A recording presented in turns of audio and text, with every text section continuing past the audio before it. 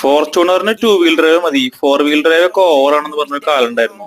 അത്രയും പവറാണ് സാധനത്തിന്. ഇന്നത്തെ ഒരു ഇവന്റോട് കൂടിയിട്ട് അത് കണ്ട് മനസ്സിലായി. ഇത് നമ്മൾ റെഗുലർ ആയിട്ട് ഓഫീസിൽ വരുന്ന വഴിയാണ്. മഴയൊക്കെ കാരണം കുറച്ച് ചളി ഉണ്ടായിരുന്നു. അങ്ങനെ വണ്ടി വന്നു. ഫ്രണ്ട് വീല് ഫസ്റ്റ് അതിൽ കുടുങ്ങി. പിന്നെ എന്ത് ചെയ്തിട്ടും ബാക്ക് വീൽ വെച്ചിട്ട് റിവേഴ്സും കയറുന്നില്ല, ഫോർവേഡും കയറുന്നില്ല. ഒന്നാമത് കാരണം എന്ന് പറഞ്ഞാൽ നമ്മുടെ ഫുൾ വെയിറ്റ് ഫ്രണ്ടിലേക്ക് തന്നിട്ട് ബാക്ക് വീല് കിടന്ന് തിരിയാണ്.